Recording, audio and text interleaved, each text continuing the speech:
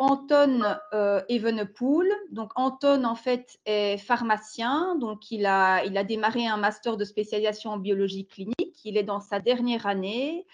Et au cours de son processus de spécialisation, il a eu l'occasion de passer par le LUB et plus particulièrement par le département d'hématologie. Et c'est là que, avec l'aide de Laurence Rosen, il a pu travailler sur un petit appareil miniature qui permet d'évaluer la fibrinolyse. Et donc, je tiens à dire que pour ce travail, Anton donc, a reçu un prix, donc à un congrès donc, organisé par la Société européenne d'hématologie. Et donc, je vais lui laisser nous présenter tous ces résultats. Docteur de Crowley, je vous propose peut-être juste d'éteindre la caméra et je propose à Anton donc de prendre la parole et de partager sa présentation. Oui, merci.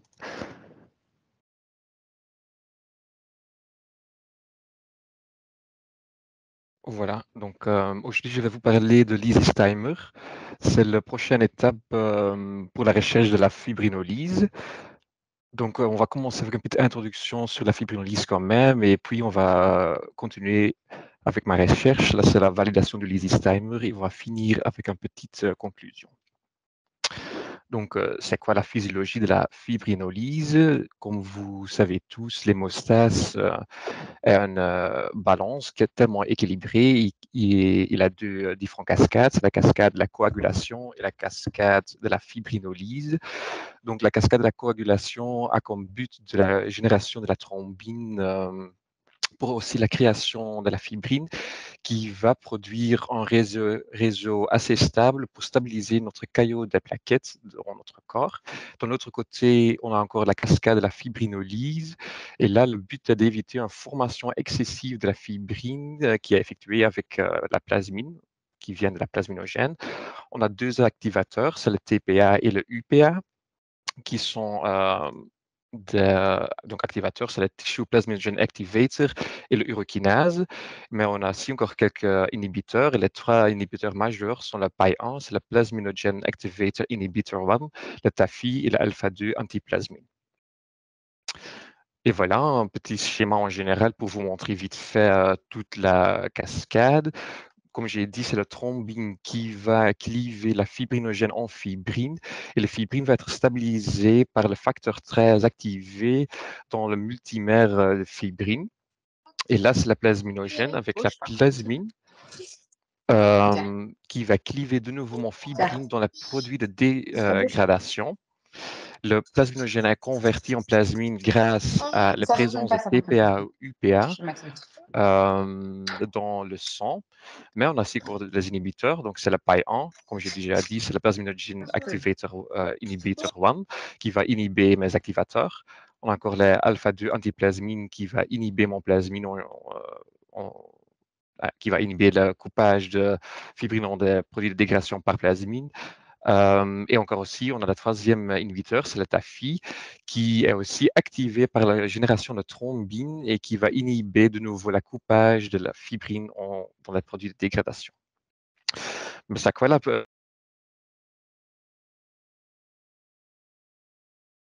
congénitale et chaque groupe peut être sous-divisé dans de nouveau un état hyperfibrinolytique ou hypofibrinolytique.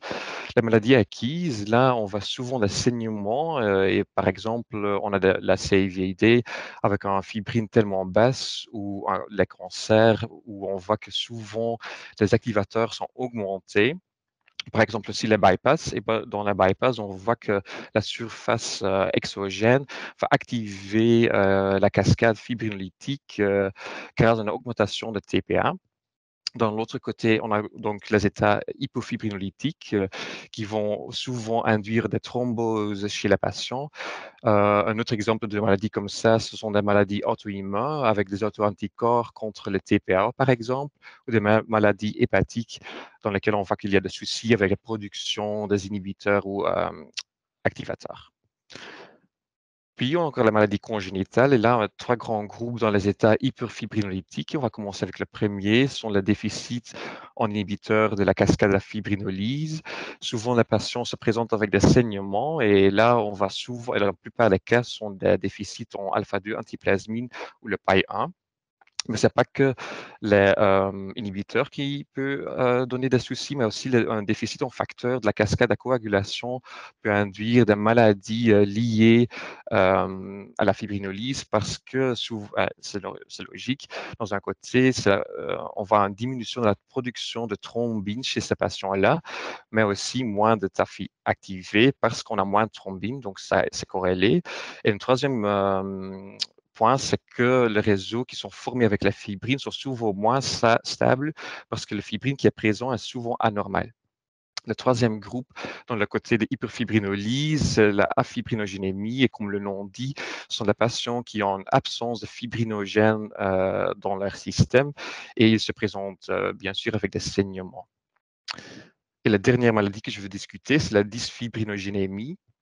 En fait, ce groupe-là, il peut être classé dans les états hyperfibrinolytiques, mais aussi hypofibrinolytiques, dépendant de la mutation qu'on voit, parce que le fibrinogène peut être plus sensitif pour la dégradation par la fibrinolyse ou plus résistante. Dépendant de ça, on voit que la patient peut se présenter avec des saignements ou avec des thromboses. Quels sont les traitements qu'on voit qui ont un impact sur la fibrinolyse? On a 2 grands groupes. Le premier groupe, c'est l'acide tranexamique qui est souvent administré dans les cas de hyperfibrinolyse ou de saignement. Par exemple, chez la patiente qui se présente avec des traumas ou après une chirurgie. Là, l'acide tranexamique va inhiber dans une façon compétitive la plasminogène, comme ici, c'est visible dans la figure. À la côté gauche, ici, dans la partie A, on voit que le TPA va créer un complexe avec le plasminogène et mon fibrine. C'est ici que le fibrine va être dégradé dans ce produit de dégradation, mais quand quand l'acide tranexamique est présent, il va se lier ici au lysine binding site, et à cause de ça, le plasmine va être inhibé de se lier aux fibrines, donc il ne peut pas cliver les fibrines dans ce produit de dégradation. L'autre groupe de médicaments qui ont un impact sont altéplase et urokinase. Eux, ils sont administrés dans les cas de hypofibrinolyse ou, par exemple, pendant des occlusions vasculaires aiguës. Et l'urokinase est, par exemple, aussi utilisé chez la patiente avec des cathéters ou des canules thrombosées. Et là, on voit que ce sont des activateurs directs du plasminogène, donc ils vont changer le plasminogène en plasmine quand ils sont administrés. Et comment est-ce qu'on peut évaluer notre état de fibrinolyse chez les patients? Donc là, on voit que pour le moment, pour évaluer la capacité globale, on utilise souvent le Rotem ou le TEC. Ce sont 2 machines qui utilisent le principe de la thromboélastographie. Ils sont assez similaires, mais ils ont quand même aussi des différences, bien sûr. Les 2 utilisés en cuvette qui est incubée à 37 degrés avec l'échantillon. Et là, on va voir que la différence entre les 2 est surtout le détecteur utilisé. Le détecteur de Rotem, c'est un détecteur optique. Par contre, le TEC utilisait un détecteur qui va mesurer la rotation de ma cuvette. Mais les 2 vont en fait enregistrer le changement de la viscoélasticité après l'ajout des activateurs. Parce que là, si on va ajouter les activateurs, on va voir que dans l'échantillon, on va former un réseau de plaquettes et fibrines qui va qui va augmenter la viscoélasticité. Et puis, pendant la fibrinolyse, donc la dégradation de mon caillot qui est formé, on va voir une diminution de la viscoélasticité et c'est ça qu'on va mesurer. Grâce à ces mesures, on va avoir plein de données et des paramètres, par exemple comme la génération de thrombine ou l'index d'Ellis, qui va nous donner beaucoup d'informations sur l'état hémostatique de notre patient. Mais on doit faire quand même un peu d'attention parce qu'on voit que la sensibilité pour la fibrinolyse est quand même faible avec la thromboélastographie. On peut surtout voir ou interpréter les résultats qui donnent un état hyperfibrinolytique. Et là aussi, c'est souvent que des cas sévères et pas les cas modérés ou faibles. Et voilà, c'est la machine qu'on a testée au Brugman, c'est le Lise Timer. C'est une machine qui utilise le principe de la Global Fibrinolysis Capacity Assay, qui utilise le plasma pauvre. Et là, on voit qu'il y a 8 puits de mesure, donc on peut mesurer 8 échantillons au même moment. Et il utilise que 2 réactifs que je vais vous montrer après. Et grâce à cette petite machine, on peut avoir une distinction entre la hyponormo ou hyperfibrinolyse. Donc, c'est quoi cette Global Fibrinolysis Capacity Assay? On va commencer ici avec notre tube de monstration, c'est le plasma pauvre. Là, on va ajouter notre premier réactif, c'est la silice avec le TPA. On le laisse incuber pour 1 minute à 37 degrés. Et puis, on va ajouter notre deuxième réactif. C'est le calcium et la thrombine. C'est cet réactif qui va déclencher la formation d'un caillot. Et mais aussi, puis on va mesurer la fibrinolyse. Donc, qu'est-ce qui se passe dans l'échantillon? Ici, on a tout notre component dans l'hémostase. Ils vont former un caillot avec l'ajout de la thrombine et le calcium. Et puis, après un certain moment, on va voir que la fibrinolyse va détruire cet réseau. Et c'est le changement de la lumière, le passage de la lumière dans cet échantillon qui va nous donner une idée sur la capacité. Donc voilà, ici, c'est le résultat qu'on a après un run. Au début, on voit ici qu'on a la formation de notre caillot, donc c'est une diminution de la passage de la lumière dans l'échantillon. Puis, ça va être le fibrinolyse qui va être dominant dans l'échantillon et va de nouveau avoir une augmentation de la passage et on va finir dans un plateau. Comme vous voyez, il y a plusieurs lignes sur ma graphique. Il y a la ligne en rouge qui est vraiment le passage de la lumière de mon échantillon, mais encore aussi la ligne jaune qui est la première dérivative, donc c'est la vitesse de la fibrinolyse. Et puis encore, on a ici la courbe vert qui est l'accélération. Et c'est cette courbe qui va nous donner notre résultat. Donc, c'est le GFC, le Global Fibrinolytic Capacity, qui est dérivé à partir de cette courbe vert. Donc, c'est l'accélération la plus augmentée dans notre échantillon.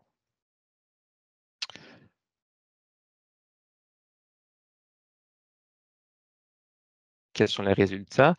On a commencé avec l'évaluation de biais et l'imprécision de cette machine. On a vu qu'il y a tellement bien des critères analytiques tellement bien, parce que là, on voit qu'ils sont tous au-dessus de notre critère qu'on a proposé, mais aussi ils sont d'accord avec la donnée de la littérature. Puis, on a évalué la stabilité à température ambiante et on a vu que les échantillons sont stables pour 4 heures à température ambiante. Et pour faciliter le flot dans le laboratoire, on a encore évalué 3 différents protocoles de centrifugation. On a le protocole 1, ce qui est le protocole utilisé au labo, c'est une centrifugation de 8 minutes à 1900 G. Puis, on a regardé le protocole de l'insert qui nous dit qu'on doit centrifuger pour 15 minutes à 2500 G. Et comme troisième protocole, on a utilisé notre euh, protocole de base de la labo, suivi par le protocole de l'insert. Donc, ça a 2 épisodes de centrifugation. Et donc là, on a vu qu'il n'y a pas de différence significative entre les 3 protocoles. Donc, on peut utiliser le plus simple qui est le protocole déjà utilisé au labo. La deuxième partie de la validation, c'est la validation clinique, pour laquelle on a regardé et évalué la valeur de référence. L'étude de Jean Mirel, qui est le créateur de cet essai, a dit qu'on a la valeur de référence entre 30 et 60 minutes. Donc, ça veut dire que vous êtes normal si votre Global Fibrinolysis Capacity est entre le 30 et les 60 minutes. Si vous êtes au-dessous de 30 minutes, ça veut dire que vous êtes dans un état hyperfibrinolytique. Et si vous êtes au-dessus de 60 minutes, ça veut dire que vous êtes dans un état hypofibrinolytique. Dans notre étude, on a vu que les adultes sains montrent des valeurs de référence entre 32 et 54, donc c'est quand même comparable avec l'étude de Jean Amiral. Mais dans son étude-là, il a dit qu'il y a quand même une différence entre les sexes. Il a dit que les femmes ont quand même un temps légèrement élevé. Dans notre étude, on n'a pas remarqué cette différence. On a aussi avancé, on regardait les autres groupes de patients, par exemple les femmes enceintes. Ils ont des valeurs de référence entre 35 et 54 minutes. Et aussi dans la population pédiatrique qui nous montre donc les 3 groupes ici, ils ont quand même des valeurs de référence tellement comparables. Le seul truc qu'on a quand même aussi étonné, c'est dans la population enceinte, parce que eux, normalement, on voit qu'il y a une augmentation de paille 1. Comme je dis, c'est un inhibiteur, mais ils produisent aussi un deuxième inhibiteur, c'est la paille 2, et c'est unique pour les femmes enceintes parce que c'est produit par la placenta. L'augmentation de ces deux inhibiteurs donne normalement un état hypofibrinolytique que nous n'avons pas vu dans notre étude. Donc, pour être sûr, on a testé la différence entre les trimestres et là, on trouve un p-value de 0,06. Ça veut dire que ce n'est pas une différence significative, mais peut-être dans des groupes plus grands ou élargis, on peut avoir un résultat quand même parce que c'est tellement borderline pour dire que ce n'est pas significatif. Et pour finir, on a aussi déterminé la dose d'hexacil pour neutraliser un état hyperfibrinolytique. Donc, on a évalué en application clinique. Pour ça, on a commencé avec créer un modèle in vitro d'un état hyperfibrinolytique pour lequel on a utilisé l'urokinase. On a spiké du plasma avec différentes concentrations de urokinase, comme vous voyez ici, et à une concentration de 125 units par millilitre, on voit qu'on a un temps, un GFC, de 15 minutes. Donc, c'est moins que 30 minutes. Donc, c'est un état hyperfibrinolytique. Et nous avons trouvé qu'ici, les courbes sont tellement bien interprétables qu'on a dit on va continuer avec cette concentration. La deuxième partie, c'est d'utiliser 4 différents échantillons qui sont spikés avec 125 units par millilitre actosol, donc urokinase. Et puis, on a répété un expériment de spiking avec l'acide tranexamique pour voir avec quelle dose on peut neutraliser dans 50% des cas, donc c'est l'effet désiré dans 50% des cas, donc avec quelle concentration on a éteint notre but. Et là, on a vu que dans 50% des cas, avec une concentration de 12,74 microgrammes par millilitre, que l'état hyperfibrinolytique est neutralisé par la hexacil. Et avec une concentration de 66,14 microgrammes par millilitre, 95% des cas sont neutralisés, leur état hyperfibrinolytique est neutralisé. Est-ce que c'est en accord avec la littérature?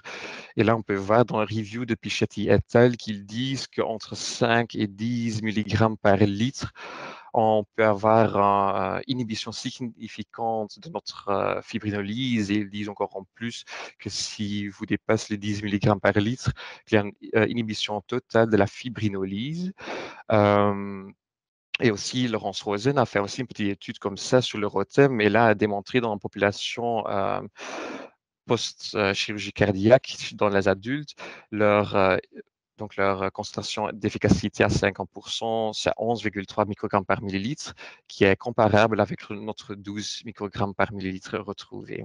Donc, ça veut dire qu'avec cette machine, les résultats sont quand même comparables avec la littérature. Donc, comme j'ai dit, j'ai encore une petite conclusion de cette machine. L'avantage, c'est qu'il est tellement facile à utiliser, c'est pas difficile. On a que 2 étapes d'ajout des réactifs.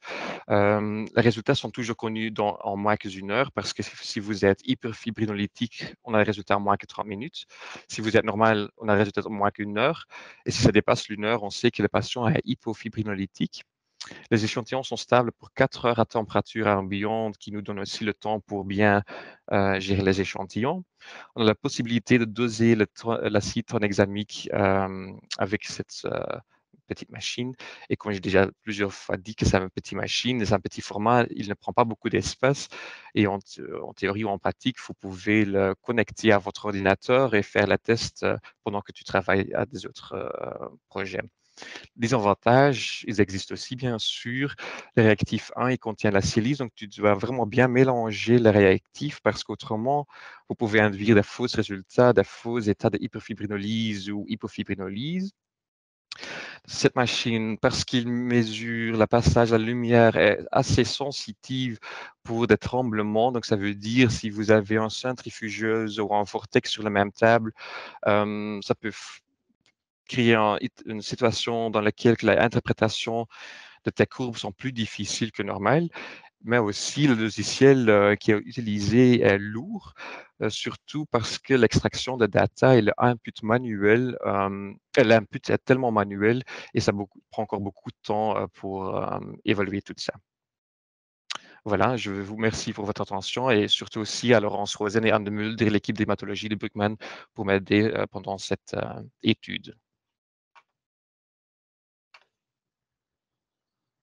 Merci Anton pour la présentation. Alors, je vais d'abord faire un petit parcours de l'assemblée. Est-ce qu'il y a des questions parmi les participants?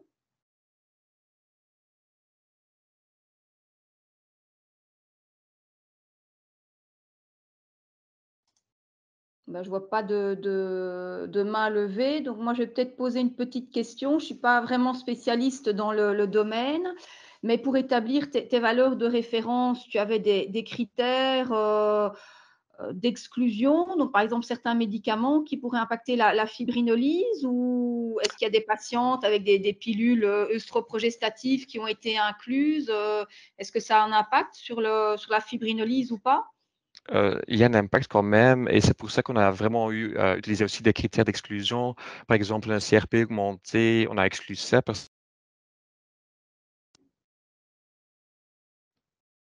de fibrinolyse. On a aussi exclu tous les patients qui sont post-opératoires, surtout parce qu'ils reçoivent souvent aussi des médicaments comme l'acide tranexamique. Les contraceptifs orales sont aussi exclus. Donc oui, on a pris quelques paramètres en compte pour exclure dans notre population. D'accord. Et alors, ma deuxième question, c'est au niveau préanalytique, le test, il a l'air relativement stable 4 heures après le prélèvement.